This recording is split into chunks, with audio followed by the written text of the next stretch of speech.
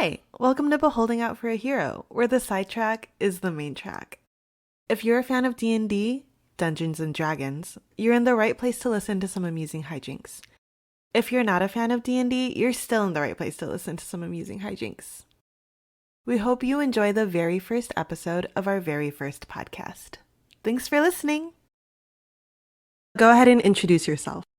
Oh, yes, me. I am Bo or Nico. I will be DMing this game. And how long have you been playing D&D? I think I've been playing for about 2 years. And what's your favorite part?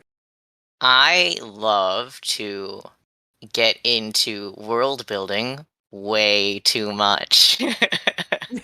Way too much. I've drawn tectonic plates for the world of Eberron. Not that anybody except me needs to know. Not that that's going to be relevant in absolutely anything, but they're there. Where will the mountains go, Nicholas?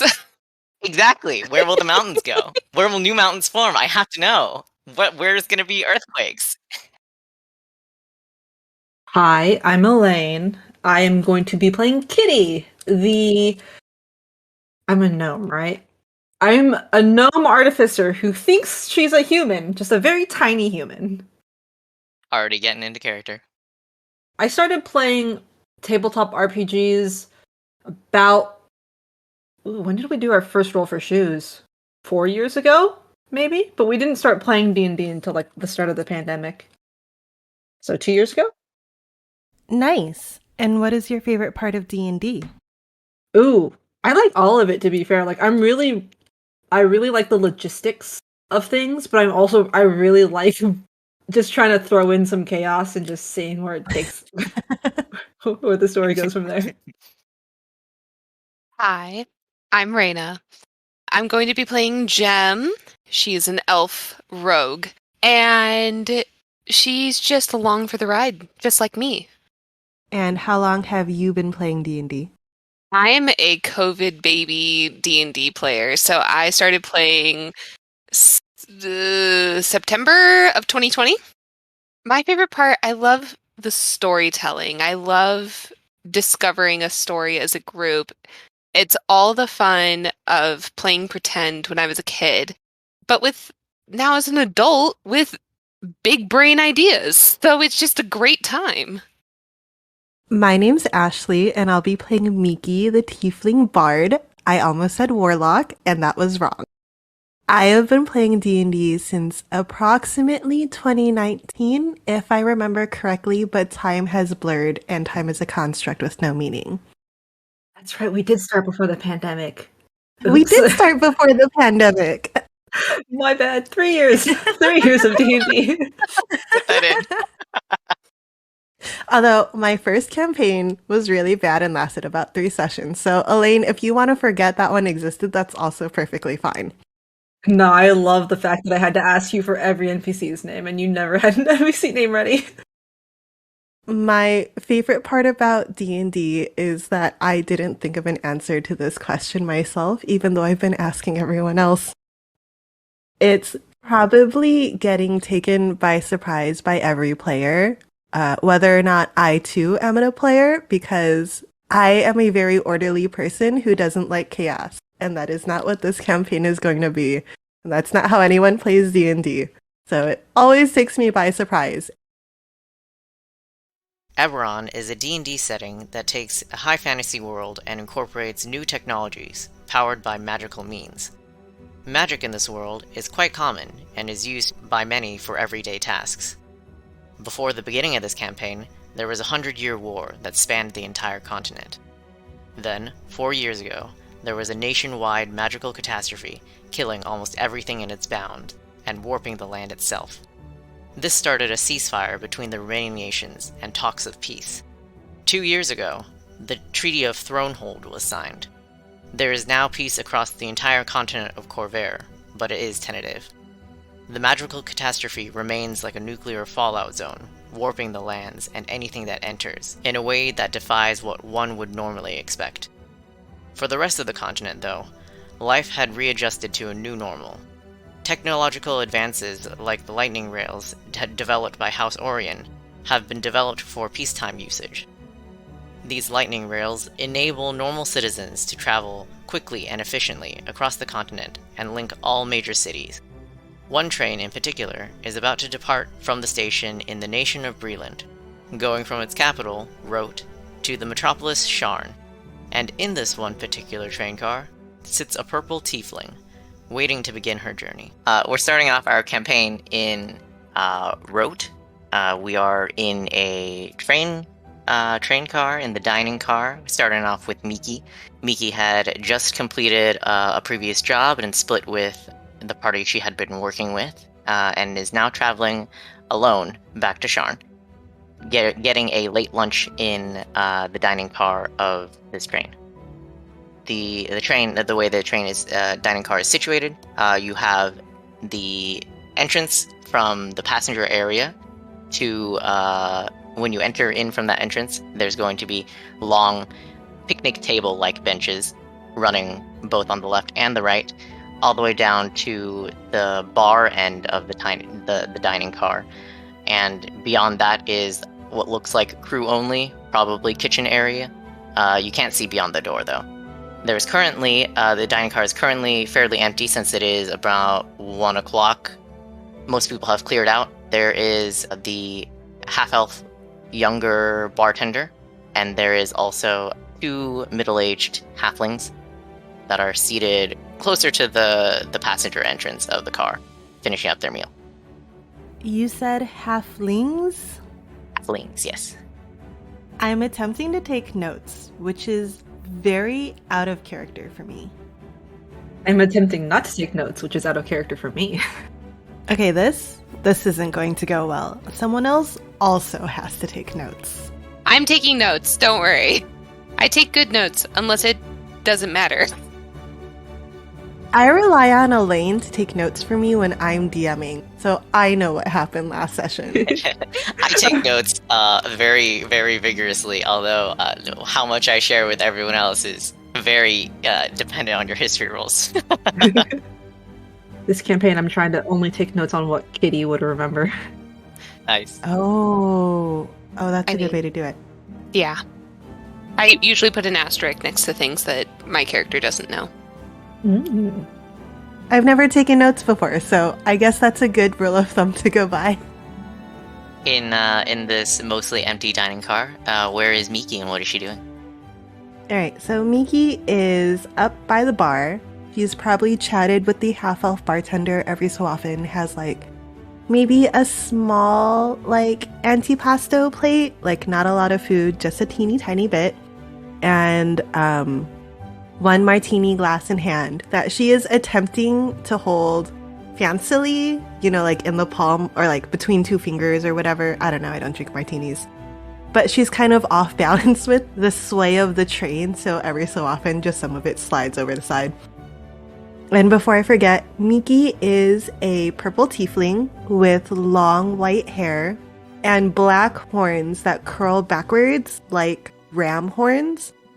She usually has tons of theater jewelry, but she has a lot of gold chains with dangly bits wrapped around her horns. They're super cheap. She just kind of gets them at flea markets and keeps adding to her collection.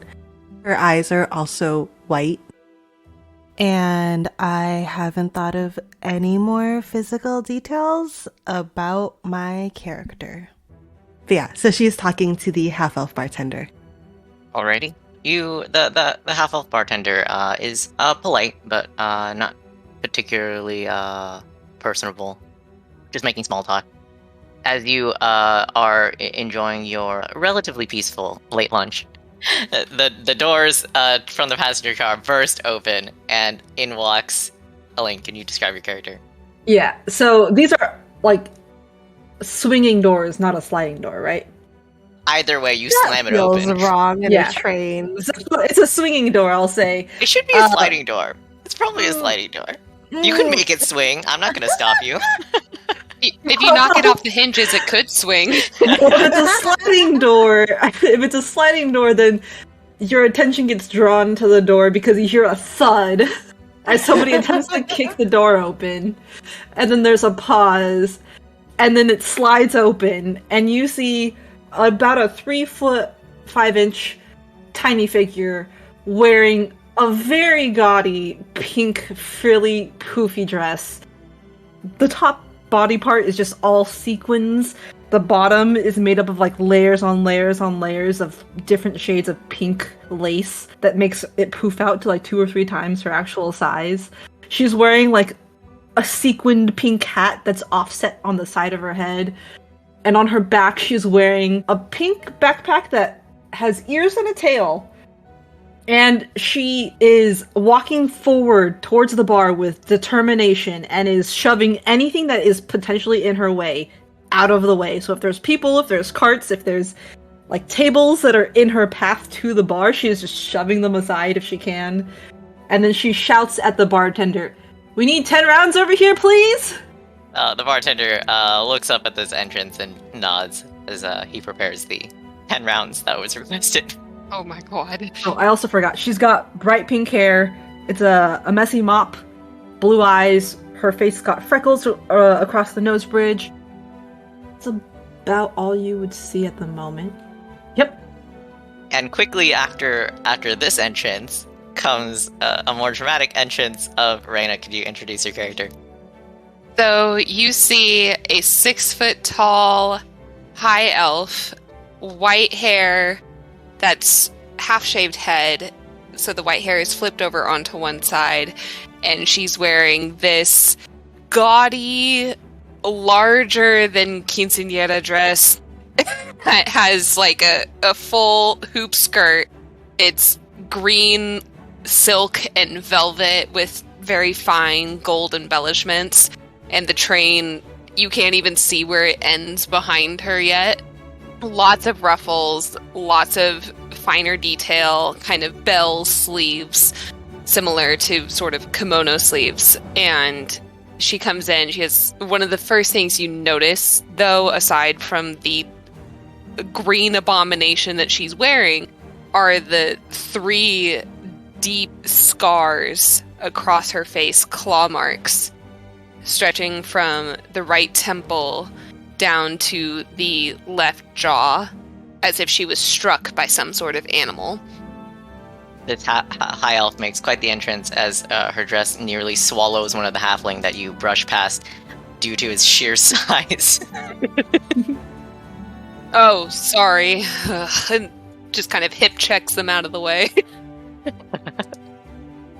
I will pull out the stool next to Miki to give room for my friend who is coming in behind me to sit. 10 of whatever your strongest is. 10 rounds, sorry. Miki very politely just kind of like pulls the stool back, like away from the 2 giant skirts to just give you guys more room, and is just looking at you 2 up and down and up and down and up and down and up and down. You can see that after they walk up right next to you, you can see that both these people are dressed for some sort of special event, with both hair and jewelry being very fancy and elegant. So I'm gonna let Kitty sit closest to Miki because she's shorter, That's fair. and just kind of take the seat next to Kitty and just lean onto the bar and look over at this purple tiefling who's been eyeing us and just go, "It's terrible, isn't it?" I really have to ask, how did you 2 get through the train doors? Lots of pushing. Yeah, I had to throw this one, but it's okay. It was fun. So this isn't normal for you 2? Oh gods, no, I would hope not. Oh, speaking of, and then Kitty will bring her backpack in front of her, unzip it, and reach in, and you can see her hand goes deeper than it really should. And she'll start pulling out a new set of clothes, and she will just start stripping in the dining cart. If you haven't already been getting looks, which you have been, you're certainly getting looks now. And the bartender is serving you guys 10 shots of dark, strong-smelling alcohol. I immediately down 3. Miki's going to like take off. Like she probably has like this long, like Hanfu looking like outfit with all like the ties and the robes and the drapey sleeves, and she's just going to take off her outer layer, and she has like 3 more layers, so it's fine. She's not indecent or anything, and she's just gonna like hold it behind Kitty so that the halflings can't see her start to just like strip down. Yeah, easy enough to do. Once she's fully changed, she's gonna leave the dress on a pile on the ground. And now she's wearing a leather vest top with a pink crop top under it.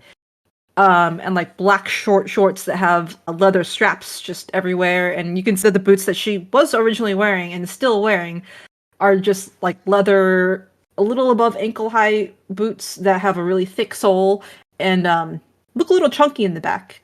And she's got a leather bracelet on her left wrist, and she's putting goggles on top of her head.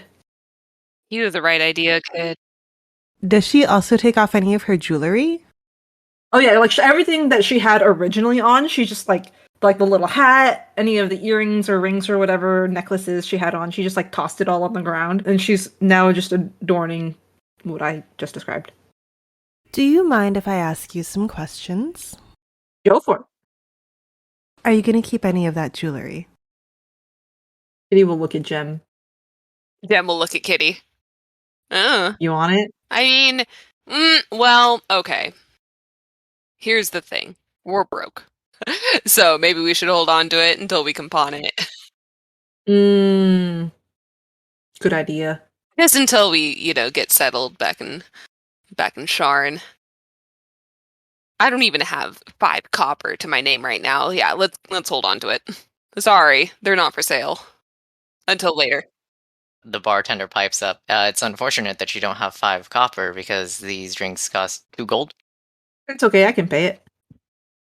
Yeah, I don't have 5 copper. I can't speak for my friend here. Works for me. Kitty will walk back over to the pile she left on the ground, and as she walks, the heels of her boot light up, and you can see that there is a like little cat paws on the sides of her boots that light up as she walks. And then she's gonna stuff the jewelry into her bag, and then head back over. Kitty, the original e-girl. I am so glad to finally get that thing off. I don't know how you talked me into wearing it. Listen, it was, for a special event, and it wasn't me. I wasn't the one who picked out these monstrosities, but, well, water under the bridge, I guess. It's too late now. What event were you wearing these for? My wedding. But it was just absolutely tragic. I mean, I showed up looking dressed to the nines, just absolutely gorgeous, and I was jilted. Mm-hmm. Can I just take a quick glance out the window are we moving yet? Yeah, I was just about to say, with that reveal of what the event is, the train announcer goes off and says, "We are currently departing. We are expected to reach Sharn in about 10 hours at 11 p.m." And the announcer goes off, and the train begins to lurch, eventually coming to like a relatively. It's not like super wobbly. It's pretty steady. Oh, thank God. I guess I should introduce myself before I start asking more questions, but now I'm just really curious. My name is Miki. Nice to meet you. I'm Jem. And I'm gonna just, throw my hand forward and, very masculine handshake. Wait, is Jem a guy or a girl? Jem's a woman, but she's a little abrasive. Miki shakes your hand, does not do the, strength posturing squeeze thing. Jem does. Just, full body shake, Miki. And your name? Hiya, I'm Kitty with an IE. Hi, Kitty with an IE. Were you the maid of honor? Nah, she was the flower girl. Yes. Is that what you call it? I forgot. Yeah, more or less. Okay. Oh yeah, I was supposed to throw some things around. Flowers, yep. It's her Mhm. favorite activity. So, who are you getting married to? Oh, just some person, but didn't happen, so here we are, looking to set up in Sharn again. Just bad luck. I really know how to choose them. Did you want to marry him? Yeah, and it's them. But yeah, I did. I really, really did. And they just jilted you and didn't give you a reason why they left? Didn't even bother showing up. I'm so sorry. Let me. Actually, I'll wait till you see how you feel after all of these drinks. And then, once that's over, you tell me if you want another drink and I'll buy you one. Yeah, on that note, sir, I asked for 10 rounds, not 10 shots. You ask for 10 of whatever we have the strongest. And you can have some more ale if you would like. Do you just want more of the same? I think the shots are fine. But you're gonna join us, right, Miki? Oh, I'm not Come on. I mean, it's the day of my failed wedding. I'll join you a little bit. Usually I leave the drinking to my previous employee. You know what? 12 shots, 12 more, 2 for her. Yeah, come on. The bartender pours out another 12 shots. You know what, bartender? You join us too. Sorry, I don't drink on the job. What? What kind of bartender are you? Yeah, why'd you get this job then if you're not going to drink? Hopefully, a bartender that keeps his job. A customer buys you a shot, you take the shot. What's the problem? The problem is being drunk on the job. Well, just learn how to tolerate your liquor. I don't see what the issue is. Yeah, is one shot going to get you drunk? I'd rather not risk my employment. Alright, fine. Kitty is going to down 4 shots. I've already down 3. I'm gonna down 3 more. Oh, good. Okay, so there's only 2 left for Miki. So Miki's just going to sip at her shots. Well, that was from the original 10, right? So Yeah, so there's 12 more on top that was of the full 10, and now there's another 12 on top of that. Miki is going to choose one shot and very slowly sip it as she asks the 2 of you life questions because now she is fascinated. Alright, ask away. I'm an open book. Can I have Jem and Kitty roll constitution checks for me? Oh no. Oh no. I don't know why you would make us do that, sir. Oh no, we had so much time and I forgot to set up my dice. Oh no. Hold on. Give me a wait. moment. You know what? I better roll a dice that I trust. Okay, 14. Or just a check or a saving throw, sorry. Saving throw. Yeah, 14. Ooh, nat 20! Oh, nice. And that's a constitution saving throw, so that is 25 total. Oh, wow. Ooh, yeah, Hardy little thing. Kitty is getting a little bit drunk, but not as drunk as Jem is getting. You are fairly drunk with how much you 2 have been drinking, so Ooh, why? in a short amount of time. What, 6 shots in 3 minutes is enough to do me in? With skipping lunch. That's a good point. Can we get some like chips or something? The bartender brings out some bar snacks, some peanuts, some chips. Sharnish chips or Roshan chips. You know how there's like they call them fries, but then there's like, in Rote they call them chips, that sort of thing. Why would you like to ask? I feel like I'm prying too much, and just tell me if I'm being too inquisitive. What are you 2 planning on doing in Sharn? Getting her stuff back? Yeah, getting my stuff from my ex. And then figuring it out. Probably on the road again. Yeah, you should probably leave. Yeah, probably. What are you doing? I haven't decided yet. Why are you here by yourself? What's up with that? You said employee? An employee that drank? On the job? Was he your bartender? That would make more sense. Well, no, he was allowed to drink after hours. We drank together after hours. He was my bodyguard as I traveled and told fortunes. Isn't a bodyguard supposed to watch you mostly after hours? Like, when's after hours for a bodyguard? Is that 8 a.m. or like what? No, when I tell fortunes, sometimes I have the tendency of being too truthful, depending on what the spirits tell me. And as a result, some people get a little upset because the spirits have no diplomatic bones in their ethereal bodies. So I only needed a bodyguard while I was working, and he was allowed to drink after hours. But after our latest, we took a job for extra money because, drinking is an expensive habit. Yeah. Yeah. And we rolled him down the hill in a pickle barrel, and he has decided to retire. Why? That's hilarious. I think the pickles might have been laced with something, and he had a little bit of what I would call a spiritual awakening and decided he needed to find himself. Wow. So you're a fortune teller. I am a fortune teller. Can you tell my fortune? Are you Before like any a real fortunes can be fortune told, teller? the dining car door slams Boo.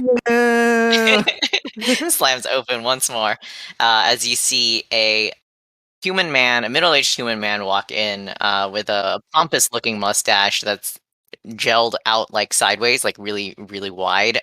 With like curly cues or No, just like straight left and right. It's not a good look. oh, that's almost worse. Wait.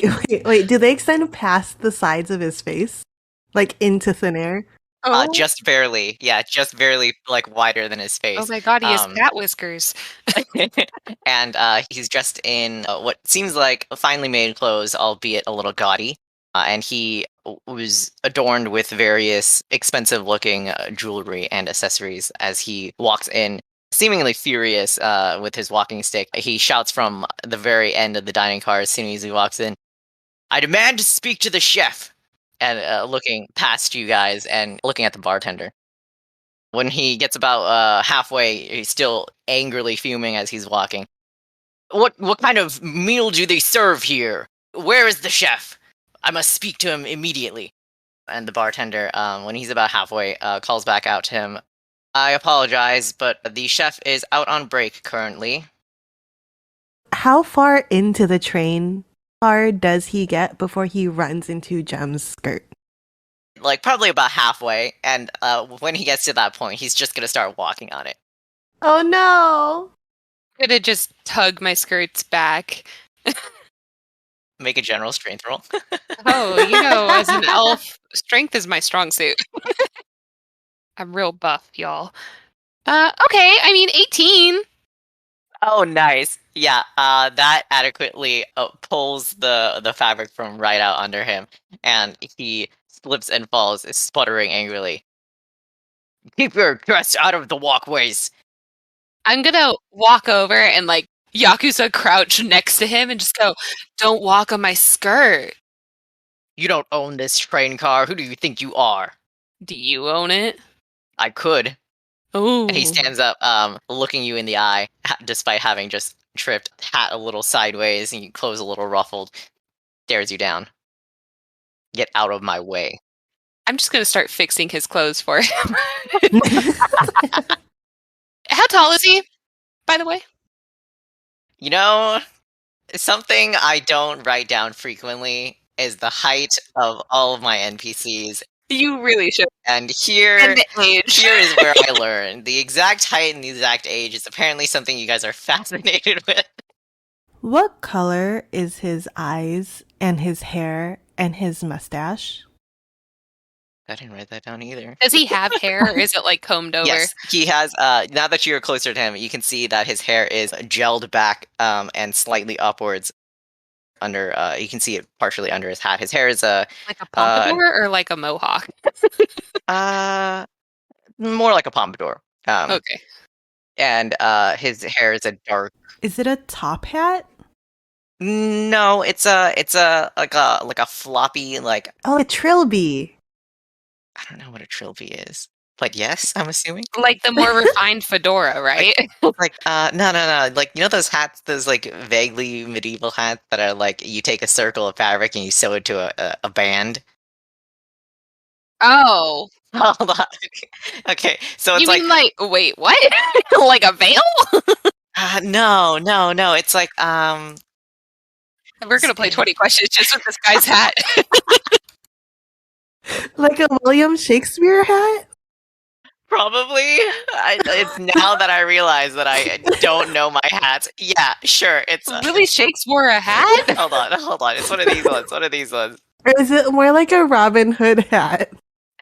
It's got a band to it, and it's kind of floppy on one side, and it could. It's kind of like if you have a chef's hat, but you smash it a little. Oh, like a musketeer's hat. That's the vibe. A Google search tells me that is a Tudor Renaissance flat cap. Yes. Oh, okay. It's got a pompous looking feather in it. How big is the feather? Is he compensating? Probably bigger than his face. Probably. We'll say he's I don't know, 5'10". Yeah, he gives off 5'10" energy. Well, that's the energy he has. Anyways. Yeah, so you're fixing his clothes as he's staring you down. Yeah, because he looks like a mess. This seems to appease him a little bit. At least you know Who does it? how to apologize as he dusts himself off and tries to brush past you. No, I'm gonna kind of like while I'm fixing his clothes, I'm gonna hold him in place. Make another strength roll. Oh boy. Okay. That's gonna be 7. Unfortunately, you don't get a good enough grip on him.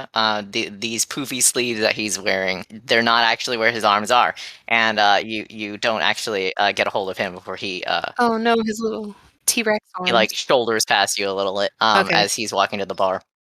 All right. Well, before he goes, can I just give him one of those like half playful, half serious slaps to the face? You know, like one of those like it's like a pat but harder. Oh no. Yeah, as long as you get one face pat in, and he looks like mildly offended, but like You just take care. isn't concerned with you, so like brushes past you. I'm gonna just make loud gagging noises and stick my finger down my throat before pointing at the guy walking away from me. Kitty will nod and then follow after the guy. I mean, isn't he's coming towards the bar, right? Yeah, he's probably going towards you if you're still seated at the bar because Jem got up. Oh. Yeah, I went to him first. Okay. Miki is just going to casually cross her legs over. Actually, no, I can't because I'll be crossing my legs over Kitty. Never mind. Then Kitty will just pull a dagger out of her backpack. I'll just whistle at her really quick just to get her attention and then just kind of shake my head like, no, not that far. Are you trying to be sneaky about this? No, we're being pretty. At first, I went, Yeah, whistled, so I'm not really being subtle. So the well-dressed man goes up to the bar, and when met with the cook, he starts going off on how poorly cooked the steak was, and it's still bleeding on the plate. And the cook just kind of nods along and says he'll cook him up a new one, and takes note on how this noble man is demanding his meal be cooked.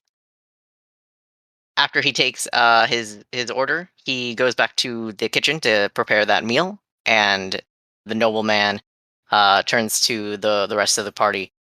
The service on this train, I can't believe it, and they're charging 25 gold per mile. Ridiculous. I think you're exaggerating. I don't think it's that much. I don't think it's that much either. Mickey looks over at him and goes, Who did you buy your ticket from? I've never seen 25 gold at one time in my life. Scalpers, probably. You got conned, These, man. Dragon Mark houses really milk you for all you're worth. And they can't even provide proper service even after that.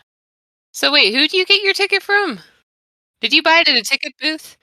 It matters not. Oh, so you got conned. The price of a ticket is less than, like, a silver per mile. Well, when you're traveling long distances, it really adds up. Uh-huh. Shouldn't it be cheaper at that point? Yeah, don't you have a mileage program? A frequent flyers program? Now, that would be a good business model. Someone really ought to put people like you at the head of these Dragon Mark companies. That way they would retain more customers. Well, it's not like we own the rights to the idea. If you really wanted to stick it to them, you could start your own train company with much more affordable prices. And go under in a month when you find out how unsustainable it is. That could be lucrative, although I don't have facilities set up for that type of manufacturing. Uh-huh. You lack facilities, all right. What are you, a walking circus? He looks at Gem. What's with the getup? Mind your business, old man. Then I suggest you mind yours. Not for 1,000,000 gold. I suggest you not be rude to my friend. Kitty's still playing with her dagger. You're the one who started aggressively attacking me to begin with. Boy. Does that mean you have to give it back? It doesn't seem like she's going to stop. I gotta stand up for myself. No. I mean, you can try if you'd like. At this, the train car door opens once more, as you see another younger half-elf man walk through in what looks to be the similar clothes to what you've seen the other train workers to come in. Matches the bartender for sure. And seeing the Gem's dress kind of take up the whole walkway, he hops up onto the bench and walks down all the benches. See, that's how you do it. Excuse me. And he scoots on past everyone, hopping over the bar and into the kitchen. The bartender at that says, "Looks like the chef is back. Let me get him." And goes off into the kitchen as well. No, he's so polite. Don't be mean to him. Well, we know whose side we're on. What, like it's hard? They're gone for a little while. The second half elf with like a darker black hair color comes in from the kitchen area again. How tall is he? Oh God. And how old is he? Does he have a mustache and or a hat? Okay, we're gonna say he's 6 foot. He does not have a mustache. He does not have a hat. This is like Guess Who. But just vibes. You should be tall like this guy. So he comes Yeah, in. have you tried being taller? And the middle-aged man says, "Are you the chef?" He says, "Yep, that's me. How can I help you?" What was that sorry excuse for a meal that was served? The meat, it was still bleeding on my plate. Oh, I'm sorry to hear about that, sir. Would you like something else cooked? And he goes on to complain about how this meal was improperly served. The half-elf man is kind of nodding along and just, it's customer service. Oh boy. Eventually, he says, the older human man says, "I expect the proper dish to be brought to my quarters in a timely manner while it's still hot." And he stomps out of the cart, trampling Gem's dress again. I'm just gonna lean over the bar and go, "Humans, am I right?" Oh, you don't know the half of it. The other half-elf man, who was the bartender, comes out again as well and resumes his position at the bar.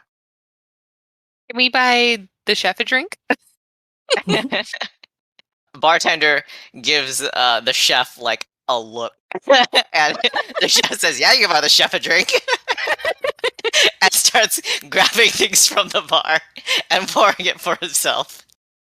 What's your name, chef? Perrin. So, why you folks dressed all fancy? Or, at least some of you guys, if you don't mind me asking. It's really just her at this point. Yeah, it really is just Jim. Yeah. You don't need to say folks, I know it's me.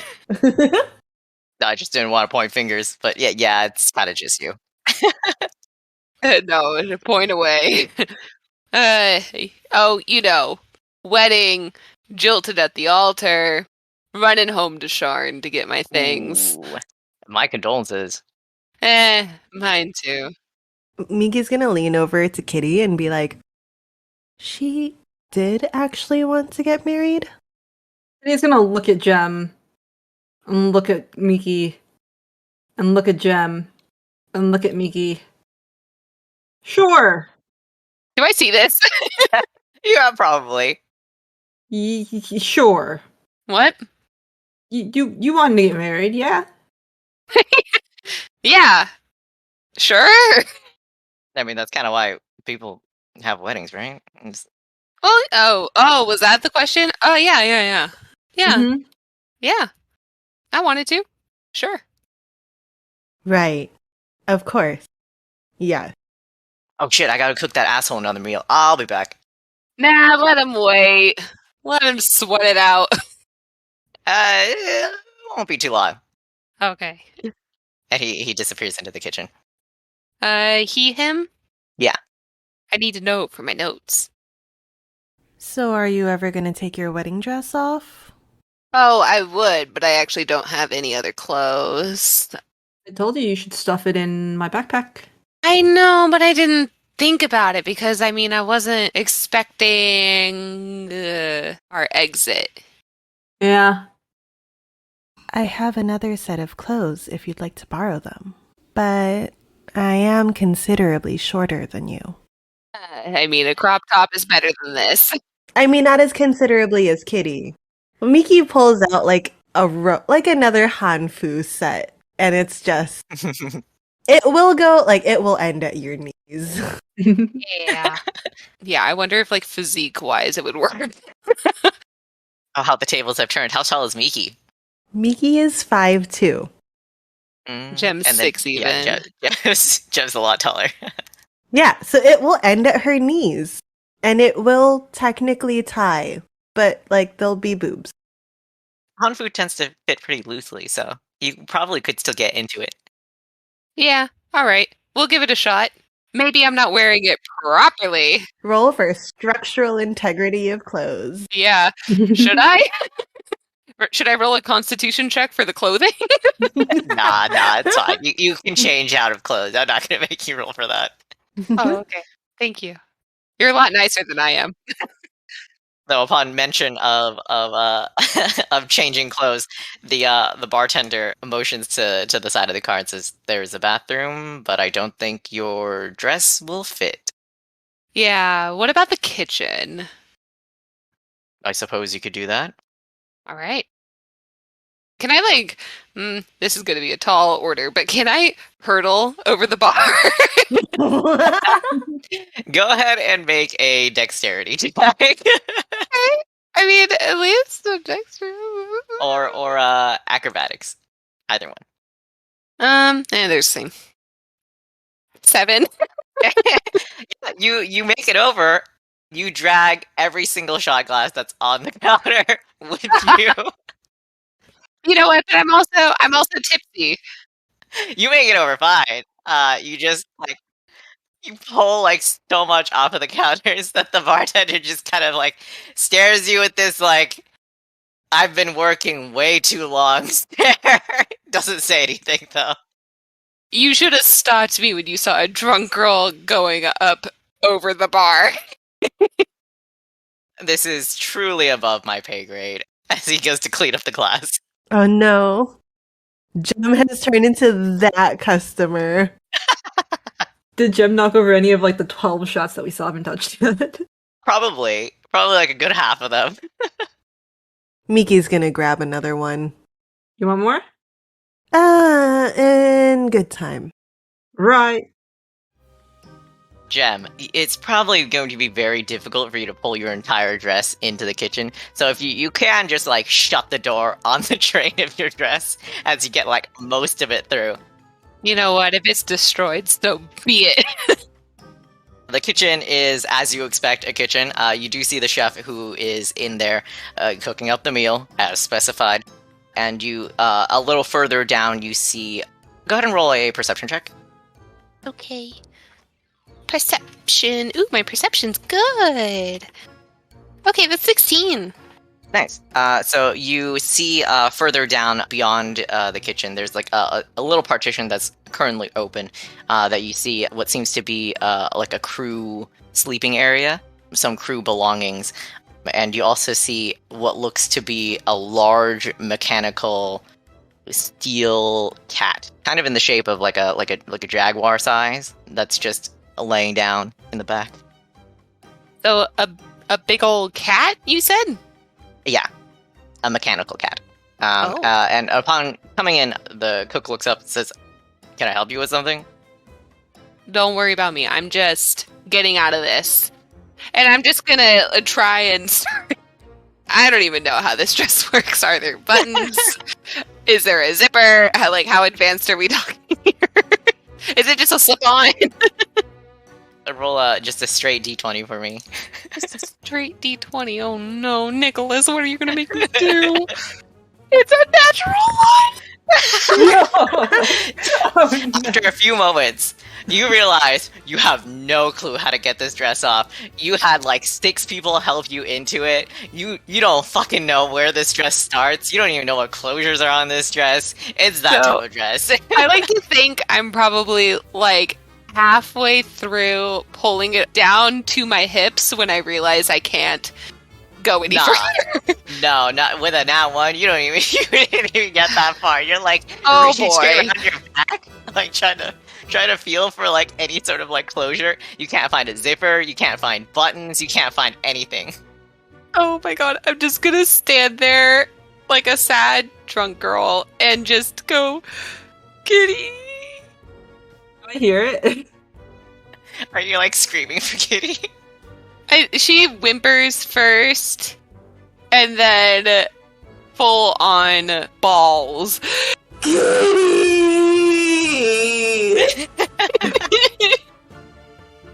If I hear that, I will come running, and in my hand, Jem, you see an item that you saw on your guest table. Like your gift table, sorry, your gift table. It's a very ornate pistol. What is it? What's wrong? Who do I need to shoot? The chef, upon hearing the sad drunk girl cries, tries to go over there and like help you. He's confused, but here. I just need to get out of this awful thing. Oh. And Okay. where did you get that? I'm just gonna full on like onion cat grab Kitty. Where did you get it? It was there, and it's not like they would have used it. Who did you steal that from? It was on a table, and it wasn't wrapped up like everything else, so I thought nobody would notice it missing. Was there a weapons table at the wedding? Yes, there was. It was like the check-in, the standard, like, unload all your weapons here.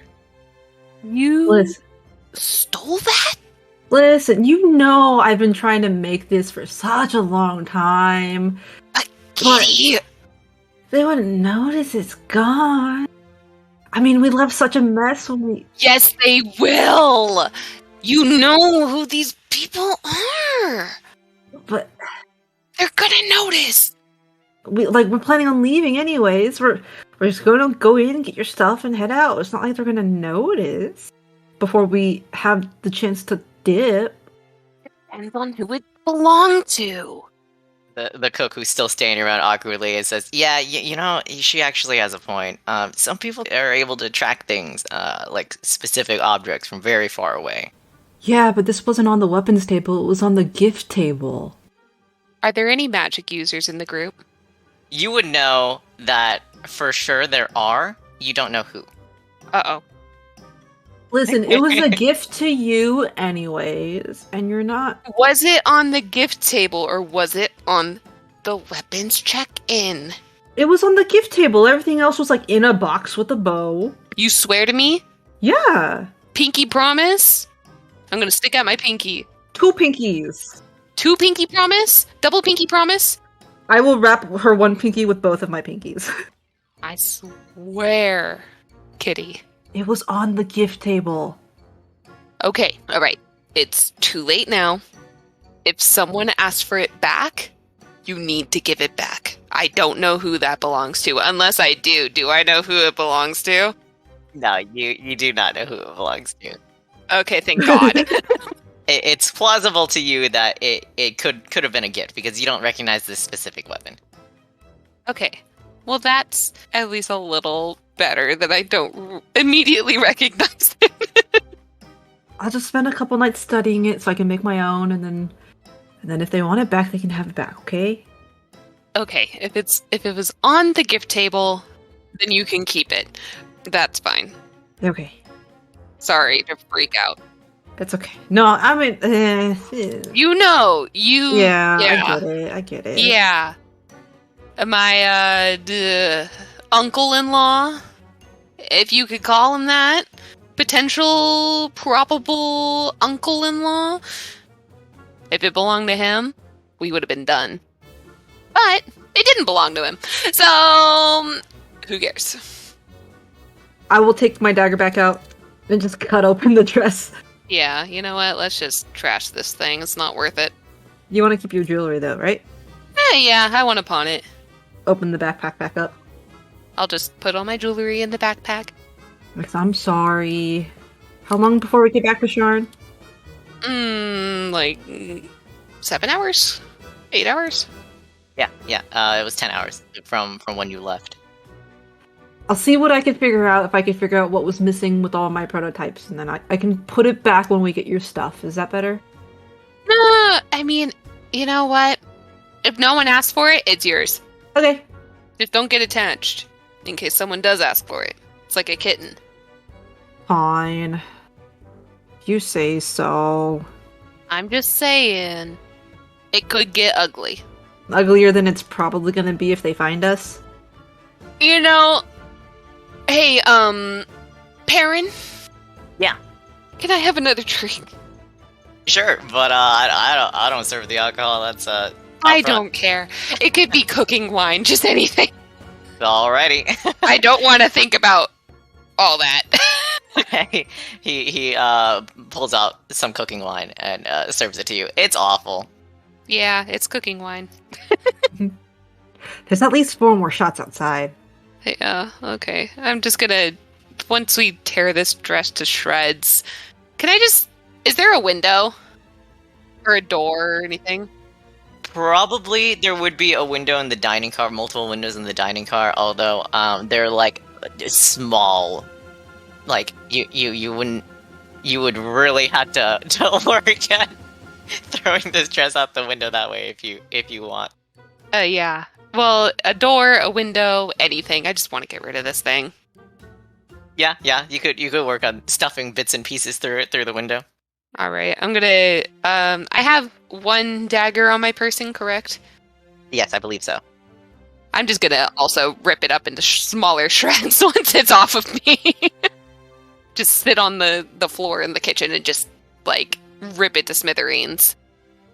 Would you be trying to eavesdrop, Miki? Oh yeah. Once I heard the caterwauling, I would have probably just like been leaning against the kitchen door or something. Yeah, you and the bartender both. Lingering towards the cracked door of where the dress is smashed and the door can't quite close. If you guys are actively trying to listen, you guys you've heard everything. Yeah, I'm just like sipping another shot, going like, did she say people coming after them? The bartender shrugs. Fascinating. Dangerous. Feels a little dangerous. Fascinating. Yeah, there's a lot of not great people in Sharn. Oh, I wouldn't know. I've never been. This is exciting. Do you think I should stick with them? I mean, depends on how much trouble they're in. It might not be worth it. I mean, if I've got nothing else going on, I might as well try it. I will say that it's probably going to be exciting. Hearing how much stuff they're in, you're guaranteed an adventure. Do you not want to live a more exciting life? I have my handfuls full of excitement already. Yeah, you get characters like old weird mustache face coming in here, causing havoc. Oh yeah. Yeah, that's yep. Mm-hmm. Hey, Jem. Yeah. Miki said she's a fortune teller, right? Yeah, I think she did. Fortune tellers deal with spirits and stuff. Mm-hmm. Generally. Do you think she can help me find the thingy? I mean, I don't see why not. I mean, it's worth a shot, right? We've just been blind. Any help is help that we can get. Yeah. We need to find a way to force her to come with us. Miki, you're hearing this. I just lean my face into the doorway and go, please don't force me. You could just ask. Okay. Force is a strong word. Force is a very strong word. I didn't know you were standing there. Whoopsies. The door couldn't close because the dress is too large. Can I, yank out the rest of the fabric from from under the door? yeah, you can do that. I'll just start ripping that Mm-hmm. Mm-hmm. Gently persuade Mm-hmm. Miki to come along with us. Oh, it's all right. I'm already intrigued. I don't really have anything else going on right now. I mean, we've already, had drinks together. I mean, we're friends, right? I wouldn't go that far, but we'll get there. Is this what they call bosom buddies? No, it's not. Oh. I don't think Okay. so. I don't think anyone actually uses that anymore. Really? I haven't heard that since I was very young. Kidding. Huh. I have to tell Motor. Seeing that you're tearing up the dress, the cook parent turns to Jem and says, "Since you're destroying that dress anyway, you want to burn it?" Ooh. Can I? Yeah, Please? yeah. And he pulls up the grates to the grill and motions for you to stuff the dress in there and burn it. Ugh, get rid of it. Can I do it? Yeah, everyone take a shot. Oh my god. This fire is gonna go out before the whole dress is in. I'm gonna accidentally suffocate the fire. Kitty is going to dig into her backpack and pull out her wood carving tools. And using an action, so 6 seconds, she somehow magically makes a 4-foot tall robotic anthropomorphic rabbit, which Jim has seen quite a few times. Batteries, do your thing! And then the rabbit will, from the palms of their paws, spew some fire out at the bits of dress. Yeah, and upon Arcane casting, the door to the bar slides open, and the bartender looks at everyone, assessing the scene. What in the world is going on back here? Burn in the dress. Yeah. You wanna help? He glances at Perrin the cook. Is that ready to serve yet? And Perrin's more or less. Fine, as long as we don't burn down this train car. And he entered the kitchen and helps you guys burn the dress. That is where we're going to take a short break. Hey, if you've made it this far into the podcast, thank you. We've put a lot of time into this, and we're really thankful you're still sticking around. If you want to learn more about this podcast with character art and fun facts about the players, characters, and the DM, you can find us at Beholding Out for a Hero on Instagram. Not all one word. And twitter.com/BOFAH podcast. And now, back to the action. You guys are currently burning the dress in the kitchen.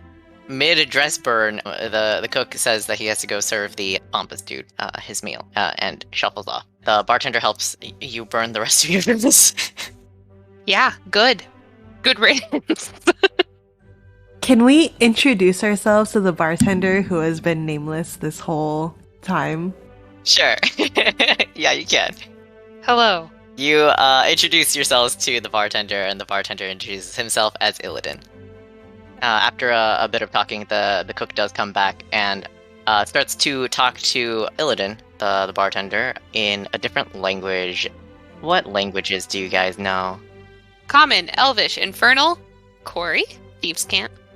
Okay, next. The gnome knows Common and Draconic. Okay, next. But not Gnomish. Well, the gnome thinks that she is human, so... Yes, it's true. The tiefling knows Gnomish and Infernal and Common. Well, at least one of us knows Gnomish. The tiefling knows Gnomish. And it's not the gnome!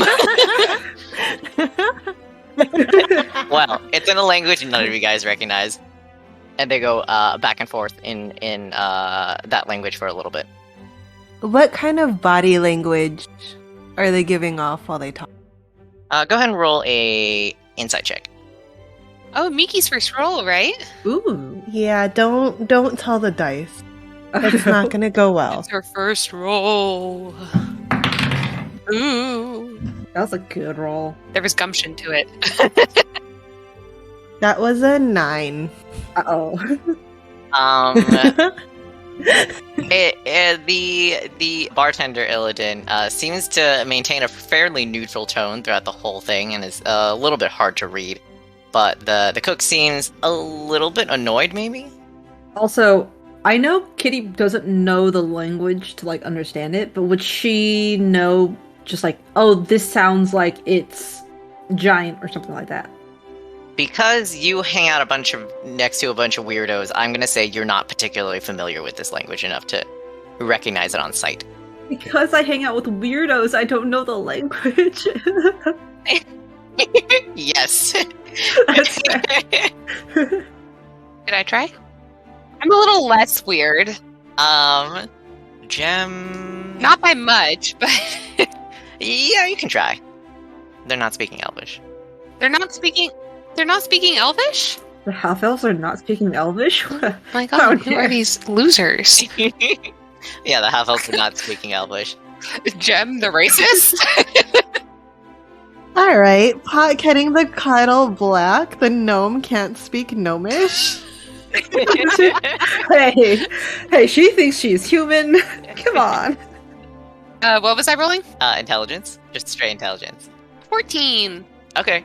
You're guessing, even though you don't know this language very much, being around in Sharn, you think it's halfling? Okay. Freaks. Oh, but they do work with a bunch of halflings. This actually makes sense. Okay. Sorta. Mickey's gonna feel awkward about being in someone's place of employment at this point and just kind of go back to the bar. Yeah, I was gonna say, well, why are we just standing in the kitchen?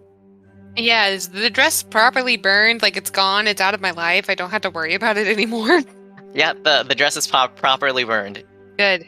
And it smells like burnt Silk. it smells like a bonfire in the crew car. Elmo fire gets good. As they leave, then Kitty's gonna say, good luck with whatever issues going on. Thanks for burning the dress for us. Thanks for lending us your stove. Oh yeah, no problem. And we'll go back out to the bar. I'll hurdle over the bar again, just to prove I can do it, usually. This time with ease. Yeah, you don't have to roll for this one. You clear the bar with ease. In more ways than one. Indeed. Is the dining cart small enough that I could still hear Jem and Miki from, like, the other end? It's fairly large, but because it's pretty empty right now, you probably could hear them. Although if they're speaking like softly, you might not be able to make out all the words. Kitty's bored, so she's gonna tap her heels together and wheels will pop out from the heels. And she's going to Healy back and forth, keeping within hearing distance and, like, chime in every once in a while to whatever conversation's going on. Yeah, you can probably do that with ease while only going like halfway down the car. Are the halflings still in here? No. So at some point between the drinks and the pompous man, the halflings have cleared out. No, my dress ate them. So Miki's going to just kind of like sit on one of the benches and then put her feet up on another one of the, or like the bar stools, and put her feet up on another bar stool and kind of lean back and go, all right, well, so what do you need to ask the spirits about?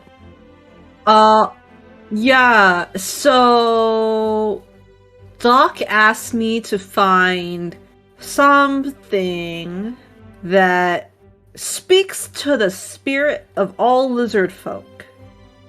And who is Doc? Doc Illyris. I just call her Doc. She asked me to come look for the thingy for her because she doesn't like to leave home. Is it specifically only to speak to lizard folk spirit? I don't know. She just said that the thingy speaks to the spirit of all lizard folks. I don't know what that means. The kitchen door opens again as the cook steps out to see that the car is empty.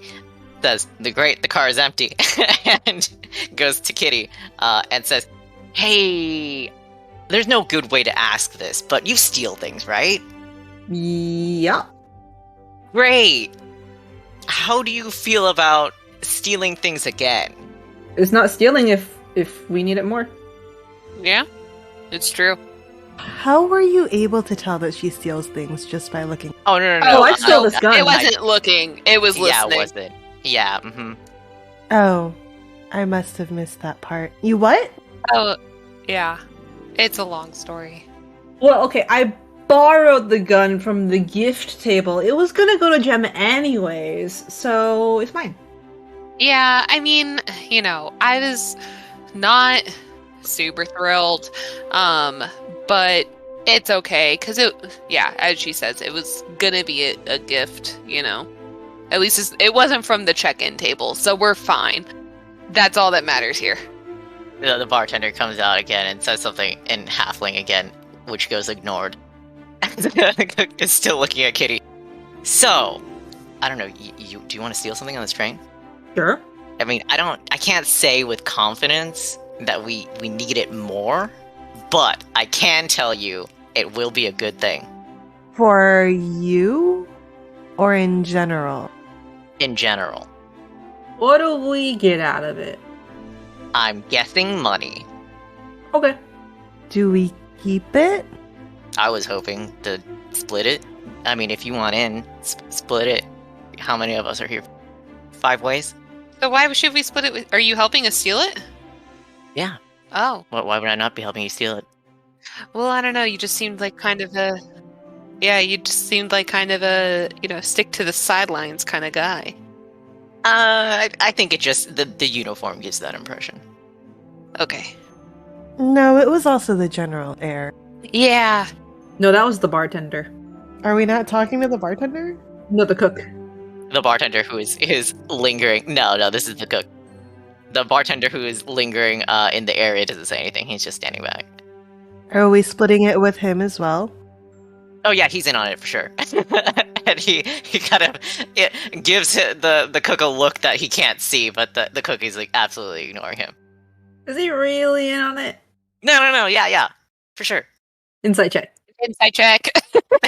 Yeah, sure, you can roll an insight check. 13. Trust none of your NPCs, even your old PCs. 13 and 16. For both of you, the cook genuinely believes that the bartender is going to be 100% in on it. Gem, Oh boy. you're looking at this bartender and you think that he's probably mostly in on it. Like he's gone too far. He's too deep in this shit to back out now. All right.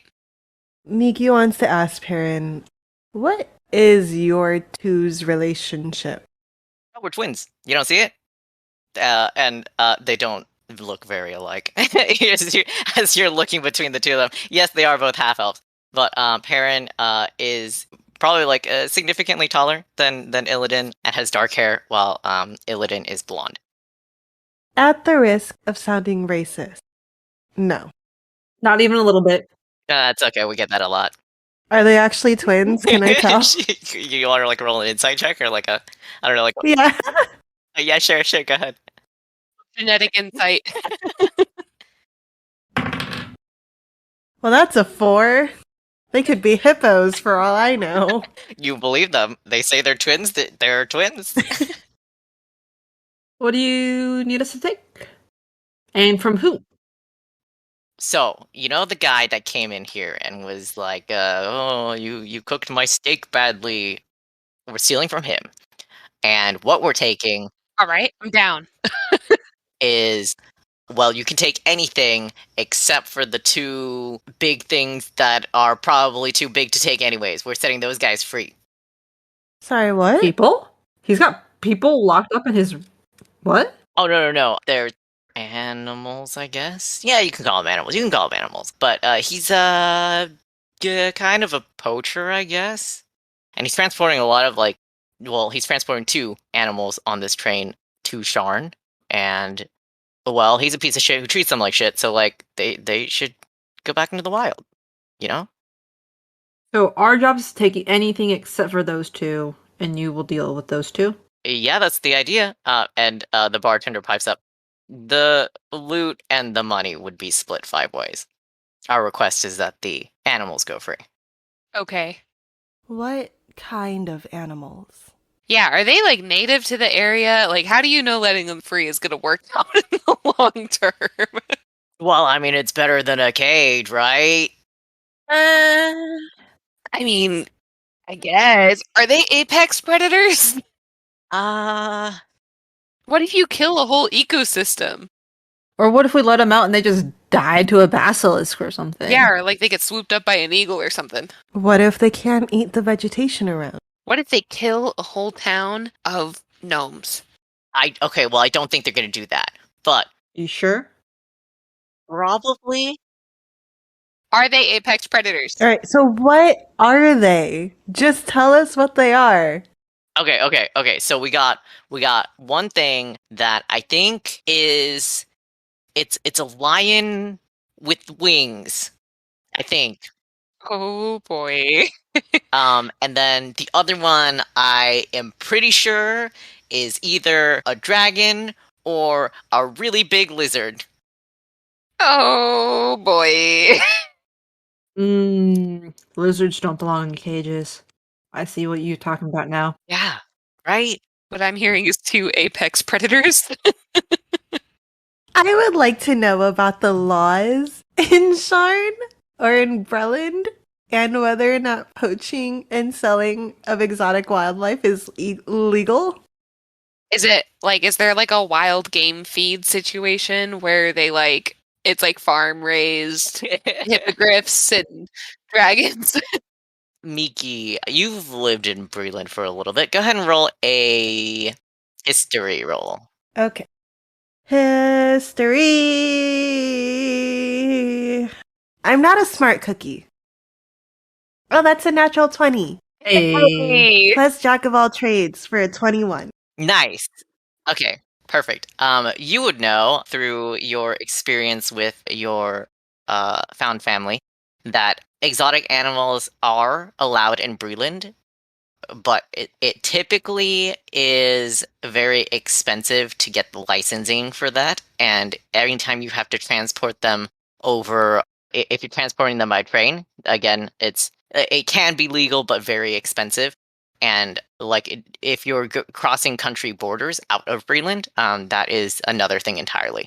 You are only familiar with Breelish laws, and you know that you probably can get any license for any animal. It just depends on the cost.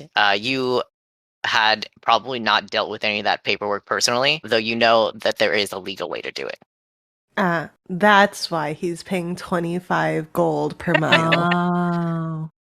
Nico, based off of the descriptions and from where I come from, would I recognize what these creatures might be? No. Okay. I'm not even gonna bother. I know I don't. I'm like, what's a lizard? Yeah, you wouldn't. Would I have seen them historically? Go ahead and make a history roll. Hey, Kitty, what's a lizard? Miki, the historian.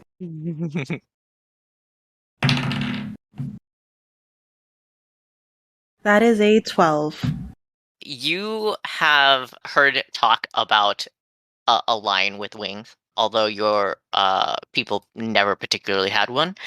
Your people did have a giant lizard. Was it poisonous? Venomous? Poisonous? Either or. Murderous?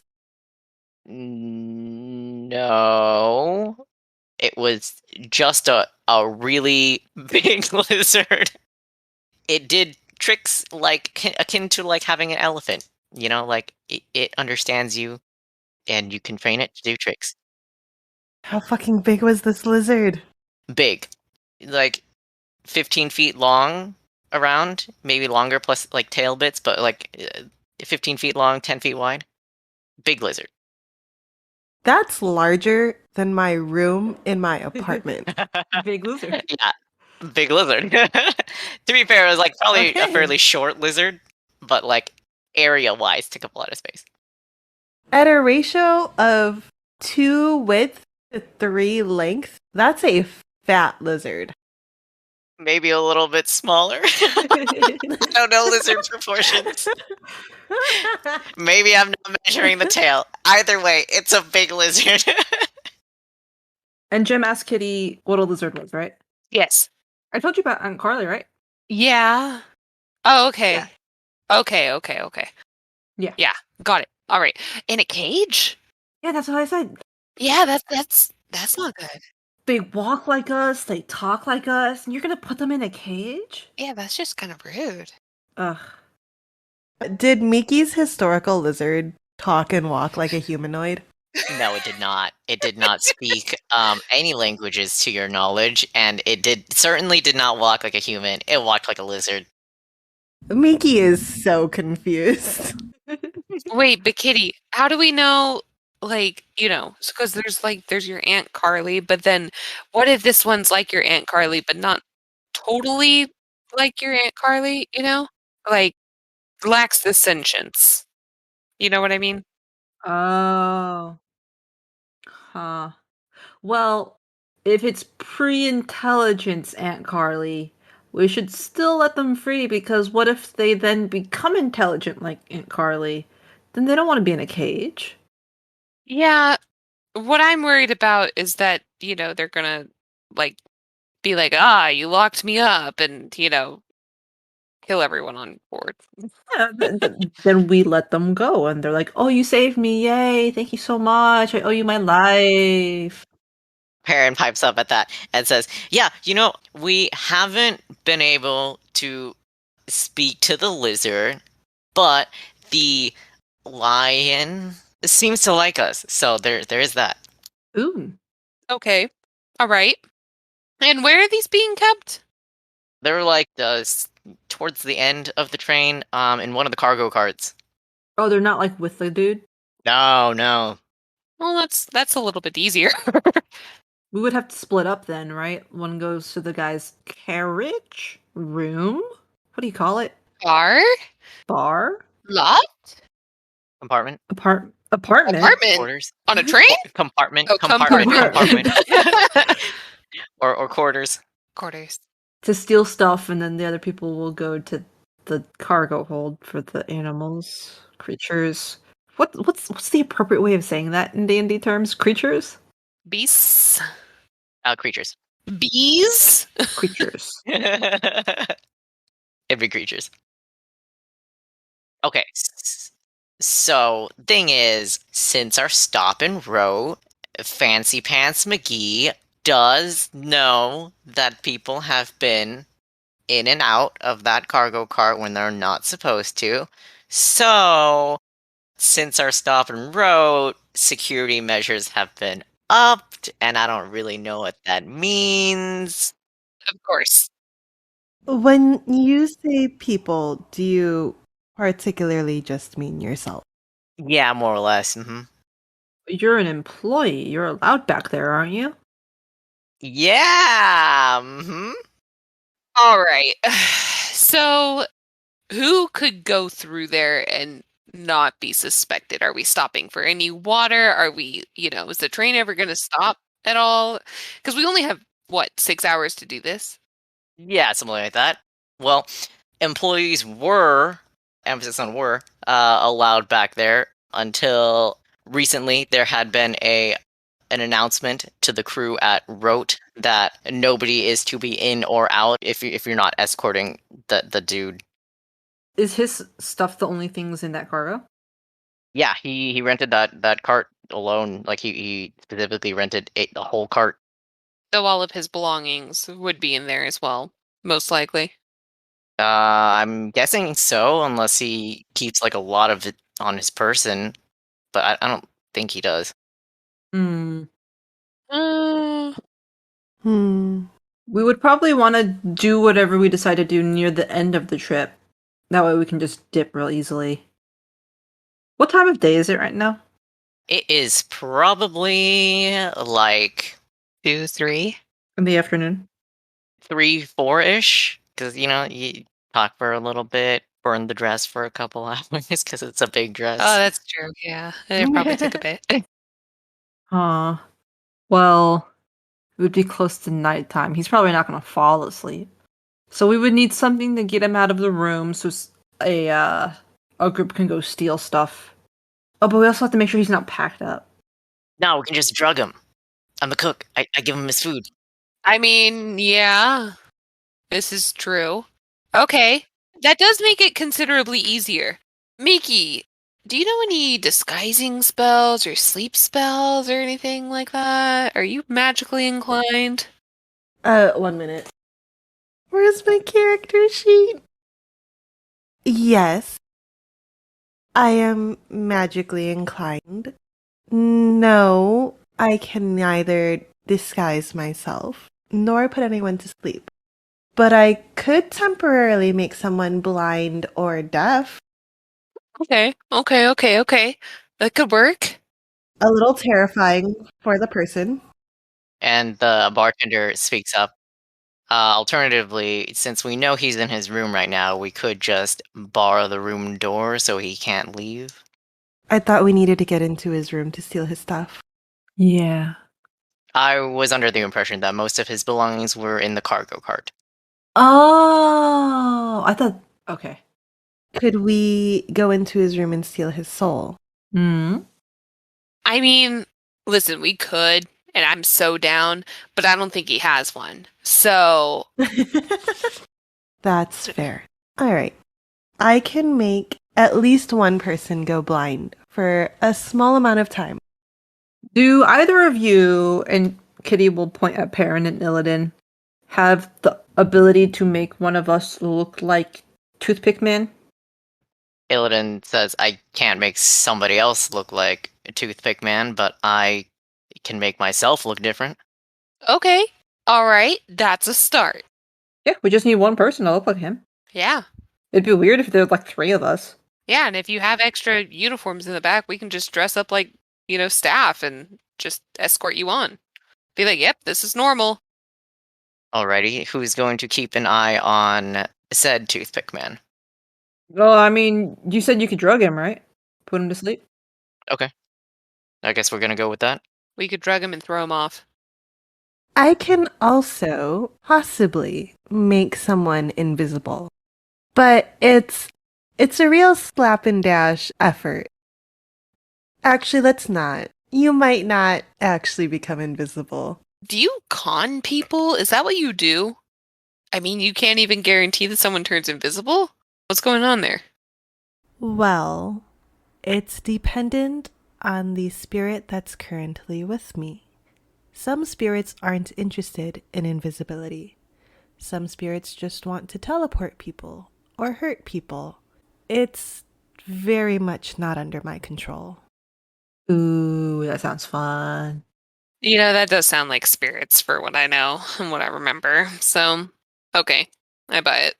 Thank you. You're the only ones who have. Well, you have no reason to lie to us. After all, we've been totally honest with you. 100%. Yes. It's like, We totally. said like a bunch of liars. Kitty will look at Perrin. Do you have like a feeding schedule for the creatures? Do you go and like feed them regularly? I don't think they're being fed this whole trip, or at least this 10-hour trip. That is rather cruel. Yep. That's why we're breaking them out. So that they can feed on humanity. I can't say that's entirely impossible, but So you admit it. I don't think so. I don't think so. We're going to be passing by forest, right? Maybe they'll just run into the forest? We don't have to let them out in the city. I mean, we can go with them to make sure they get back to their homes, and he turns to look at Illidan, who just looks incredibly done. I suppose we can. If you guys really are twins, which I'm still kind of 50-50 on, you're very good brothers to each other, I just want to say. Of course we are. We'd go through hell and back together, right? And Illidan just kind of nods. Of course they're siblings. They chose each other, right? Yeah. Yep. Siblings. So maybe an hour before we're set to dock? Arrive? Pull into the station. Drug the dude and then let the things out? An hour before we arrive. Would that be enough time? Because we don't. Dinner time is usually not that late. You have something strong enough to knock him out the entire time? It just does heavily. I just want to reduce the chance of us getting caught before we arrive. You know what? Just put the whole train to sleep. Who cares? Ah, except for us. I care. I mean, I don't want to get everyone else wrapped up into this. No. I mean, it's just like, a food coma. You don't have to tell people you were trying to put them into an actual coma. I would like to draw the distinction of putting people into a coma versus just gently drugging them to sleep. Agreed. We're just gonna put them to sleep for a little while. It'll be fine. Yeah. Coma. Yeah. Not really the same thing. That's not what that word means. It's just like, it's just like a long nap. It's fine. Semantics. It's not a permanent nap, and that's all that matters. Perry kind of makes a face. They'll wake up. Yeah, eventually. Okay, I mean, it's your drugs. Whatever. You do what you want to do with them. Isn't that... I don't think that's right. Yeah, okay, party poopers. You do have the drugs, right? Yeah, of course. I came prepared. Do you carry drugs with you every time you're on the train? Yeah, did you know this guy was going to be here before you brought the drugs onto the train, or is that just a staple? Well, I can't say I carry drugs with me on the train all the time, but yes, I knew he was going to be here, and yes, that's why I brought the drugs. Okay, that's acceptable. Is he lying? Go ahead and roll an insight check. I didn't even think about it. I was like, yep, seems legit. Oh, no, that's a nat 1. Oopsies. Oh, he seems like he's telling the truth. Yep, seems legit. Very much above board, yes.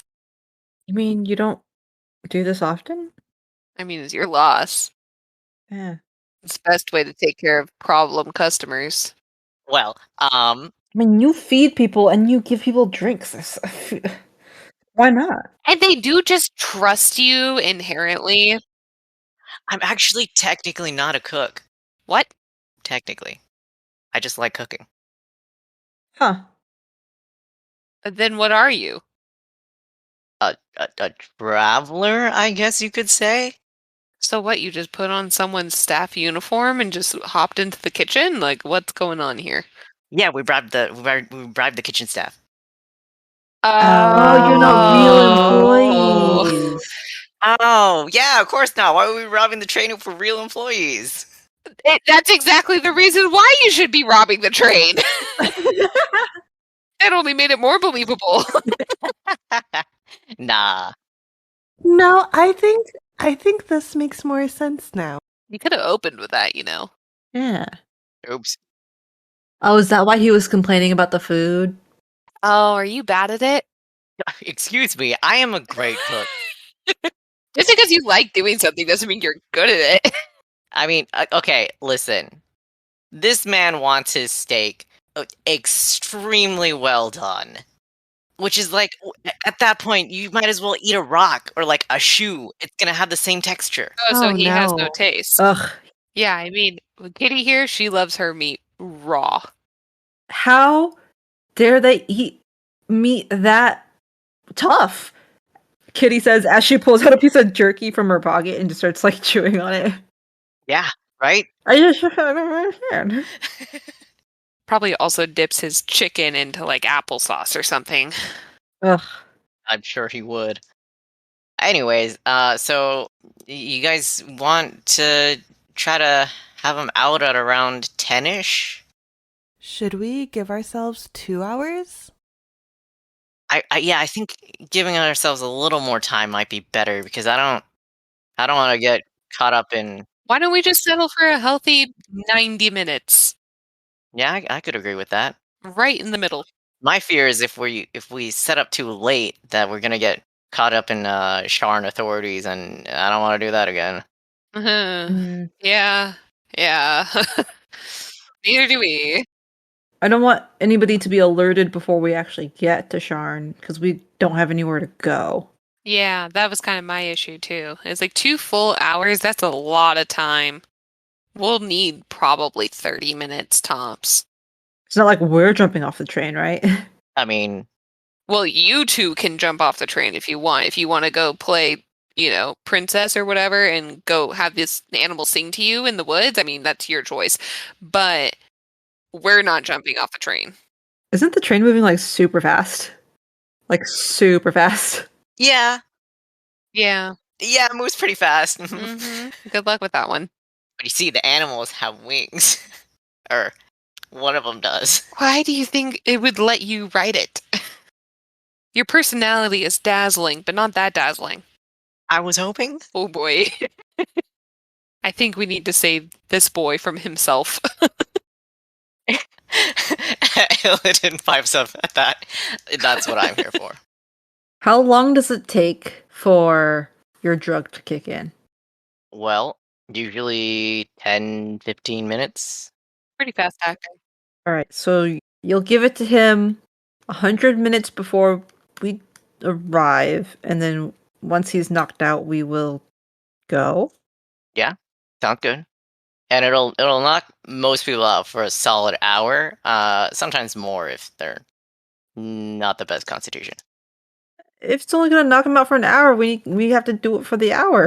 If he's gonna wake up, he's got a whole 30 minutes to figure out his creatures are missing. I mean, we should be done by then, right? Yeah, but then, like I said, he's gonna figure it out. He's gonna raise a big stink, and then they're kind of gonna come searching and doing the, hey, did you take a giant lizard and... Oh, I guess they wouldn't know it's us. Yeah, that's the plan. That's the plan. Well, they could still search us for anything else we take. Oh, no, if we put it in my bag, it's fine. Oh. Oh. Oh? Yeah, look. And then Kitty will open her bag and, like, hold the opening out to Miki. Yeah, just stick your hand in.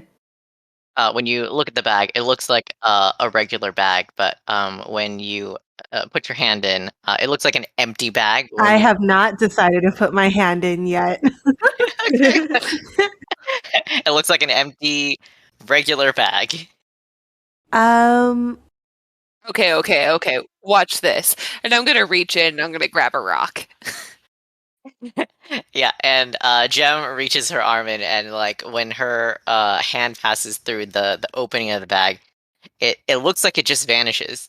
But out from this empty bag, she pulls out a rock. Okay.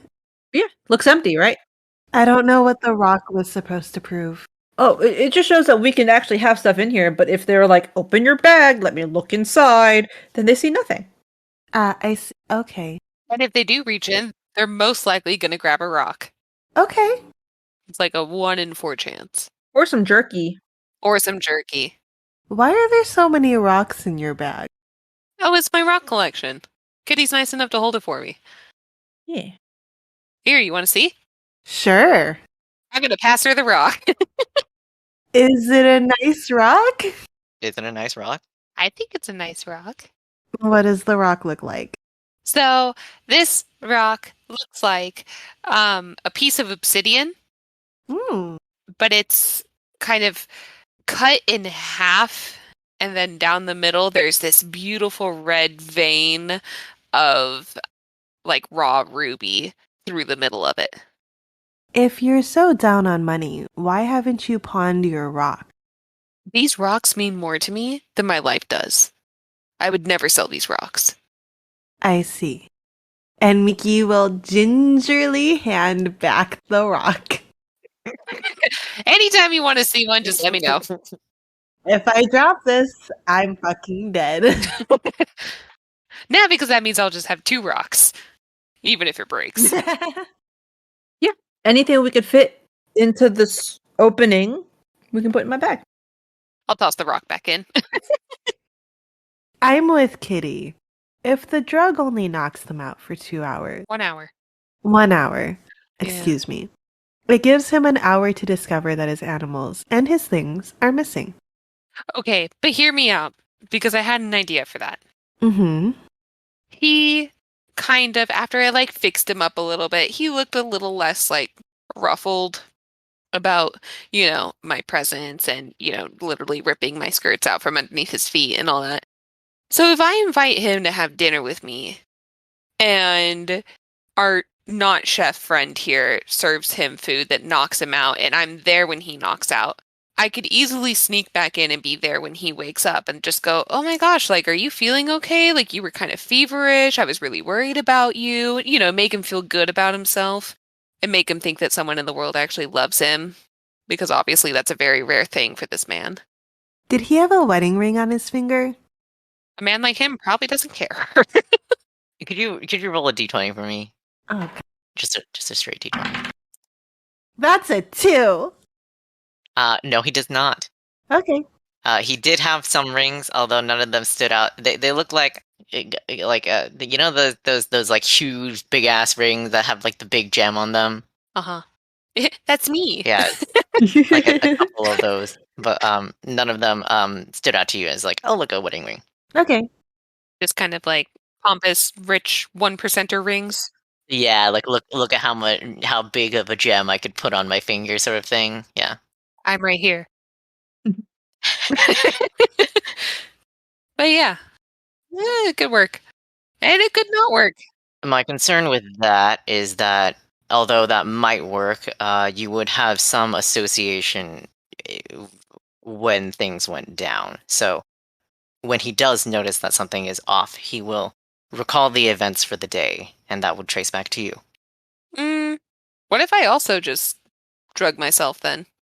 I suppose that's one way of going it. If I pass out with him, or if I pass out first, even better. So you could give me a clean plate of food. I could eat a few bites, and then once he starts looking wibbly wobbly, I'll act like I pass out. And then he'll pass out, and then we can wake up and be like, oh my gosh, what happened? It could work. We will probably need to make sure at that point that Perrin is gone. Yeah, that's doable. Yeah, sounds good to me. The only thing about that is he did have a lot of shinies on him. And if you don't have your face anywhere near him, we can take those shinies. But if you do, we can't. But I mean, he has the ones on his person, then he has more likely more than that in storage. So we could just take what's in storage. I don't think we should touch anything that's actually on him. Okay. And if you do, I can also be rid of something or other. I can come in with jewelry, take it off, and then it just looks like we were robbed as a pair. We would need alibis then, so we can't go into the cargo looking like ourselves if there's security out front, right? There should not be security out front. The train crew was told to not enter at all, and there have been no extra hired hands from what I could tell. Then how do they know if somebody goes in or not? I'm not sure. This isn't the most watertight, is it? Remember, they're not actually trained employees. Listen, we've eavesdropped on them talking about how security measures were upgraded, and then the crew, including us, were given strict instructions not to enter the area without him. That's all we know. I'm expecting a fight. Listen, I can figure out if there's magic in the area, but I can't get rid of it. So if we think there's magic security set up, we're gonna have to figure out how to deal with that. And like I said, if you think there's gonna be a fight, then we should do it as close as possible to when we're actually gonna be in Sharn. We don't want to be sitting here. Why don't we compromise? An hour and a half. That's what I said. 90 minutes! No one has listened to Jen. I said that 10 minutes ago. Yeah. We'll fight for 5 minutes max, and then we'll have to sit there for the other 85 minutes. But what I'm thinking of is time to unlock the cages, time to, move anything that we need to move, locate anything we need to locate. You're going to need, I think, at least 15, generously 30 minutes. By the way, where are we having this discussion? Are we just talking? You are talking in the empty dining car. Okay, is it for sure empty? You haven't noticed anyone come in or out of the crew side or the passenger side. Okay, knife emoji. Okay, well, if we are thinking it's going to take more or less 30 minutes to do the job, maybe... I mean, if you really insist on going later rather than sooner, maybe we can try to have him out 45 minutes before we arrive at Sharn. It was 15 minutes to, I don't know, figure out alibis. I don't know. We already agreed on 90. I just think that we should... Ooh, should we scout it out? Let's scout it out first. We can't. I think this is a one and done thing. Oh. Yeah, I think that whatever he did with security, we're probably going to trigger it when we enter. We don't have to go inside. We can scout out the outside. That's true. See if there are actually people there or whatever. I wonder if security applies to any openings on the roof. You were gonna what? Me? You were gonna go on the roof? Are there if I look up in this car, is there a trap door in the roof for emergencies or whatever? In the dining car, there is a vent above the bar area. It doesn't seem to be an exit, but you suppose that you could get through that vent. Oh, this isn't up the code. I don't believe there are any possible entryways from the roof. Okay. Never mind. Not to the cargo cars. I was just gonna say, we don't have to go in through the front door, Is the cargo cart the last one? Illidan takes out a notebook and pulls out a large sheet of paper and unfolds it. We have he says, listing all the cars.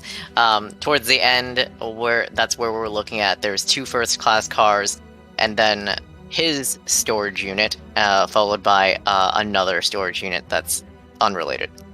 We might walk by people on the way over there. It's possible, but I believe if we don't make too much noise, we won't actually see anyone. It's just a long hallway. What car are we on right now? In the grand scheme of things? How many cars are there on this train? There are 13 cars in total. 13. You are in the 3rd car. The target car is the 10th car. Yeah, it's a lot. Got it. Okay. The car right before that is where the 9th car is where Regular storage? the pompous dude is staying. Oh, okay. Wait. Do we have a compartment somewhere closer to it? Yeah. The standard car is the 6th car. That's where you would be staying and sleeping. Is it a private? It's a private compartment. No. It's more like Hostel. Yeah, like mass beds, kind of storage areas, that sort of thing. Yeah, kind of old-timey trains. There's some seating too, but it's not super divided. There's like some partitions, but it's pretty open. Okay, we're in 6th car. Poacher's storage is the 9th car, you said? Or the 10th? 9th car is first class. 9th car is 10 class. Oh my god. 9th car is first class. Do we know this guy's name? I never asked. Do you know his name? No. Perrin kind of like blanks. Illidan says he is. Uh-oh. Was there a dragon mark on him? His name is. Where is his name? I have his name, I swear. DM, while you look for that. Yeah. Did he have a dragon mark? He was dressed pretty head to toe, so not that you could visibly see. Uh-oh. His name is Tobias Boros. Do I recognize the last name at all in my line of work? Go ahead and roll a history roll.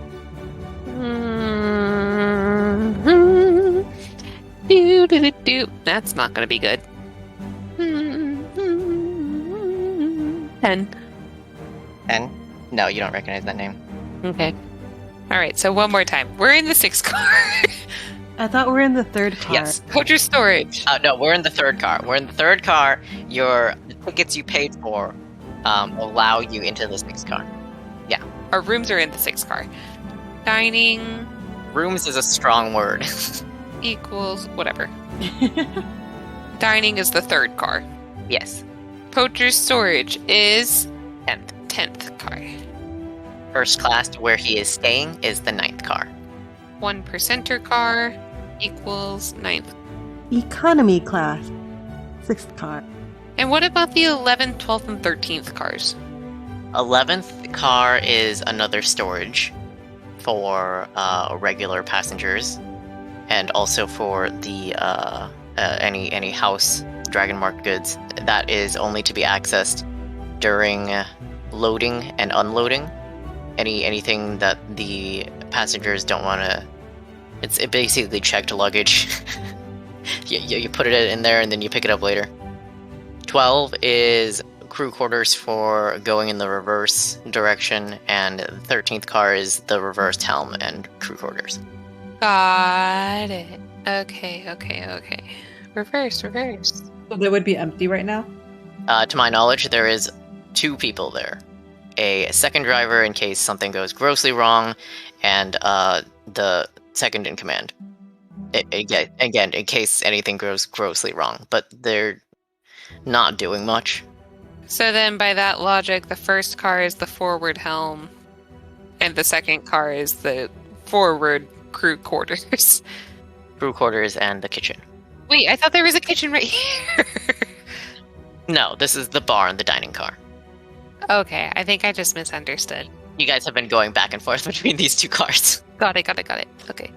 If we knock out those 2 folks, we can hide out in cart 12. Because cart 11 shouldn't have anybody, and then we'd be in cart 10 when we have to move. Why don't we just hide in car 11? It's locked, right? We can't get in? No one's supposed to go in, although we do have the keys. How did you get the keys? Who did you get the keys from? More bribes. Oh, okay. Yeah. Disgruntled employees. It's the downfall of every company. Is there any sort of alarm or alert on car 11? Not that I'm aware of. Well, how could we get to car 11 without passing through car 10? Is there an outside railing? There's a lock on the outside. Unfortunately, there is not. So we would have to walk through. Yeah, this is flawless design. Someone's like, "Oh no, I forgot my favorite novel and in checked baggage," and it's like, I guess you'll perish. I'm sorry. So the 2 workers are just stuck on the other side of the train. Yeah, they're just stuck there. They can't even eat. They don't even have a kitchen. Oh my gosh. You know what? If we don't even need to bribe them, we just need to let them out. Well, crew is typically allowed passage throughout the whole train, even the crew in the reverse quarters, although You just told us they wouldn't let crew through the 10th car. they must be escorted Okay. by the Boros man. Oh, just imagine someone had to take a potty break and it's like, oh, we need to call Lord Boros to come and escort me to the bathroom. That would be pretty sad. Yeah, I really don't like him. I don't either. And that's why I'm willing to watch him get drugged. So take it away, Perrin. Will do. So I guess I'll let you guys know later when things are all gonna go down. Cool. Oh wait, or are you gonna let me know later? Because you said you're gonna have dinner with him? I mean, I could see if he even wants to have me for dinner guest. He might not. Oh, I thought that sentence was going to end way sooner than it did. Yeah, me too. What, you think? We'll see if he even wants me. Period. Hard stop. No. For dinner? Yeah, for dinner. Had to be Oh. appended on there. Everyone wants me. I'm newly single, Mickey. What do you think? Totally built it at the altar, right? Yep. We should probably make alibis. Yeah. Somehow. So let's see. We can't be too obvious where they're gonna notice when we're gone. Yeah. Do you think one of those staff members you bribed earlier would be willing to provide us with an alibi? I mean, you can try. I kind of promised. They're disgruntled train workers and we're robbing a rich man. I really don't think it's going to be that hard. I didn't really tell them what we were doing, but I said, just play dumb. You didn't see anything. We were never here. The less you know, the better, because if they ask questions, then you literally won't know. So, I don't know, that's what I told them.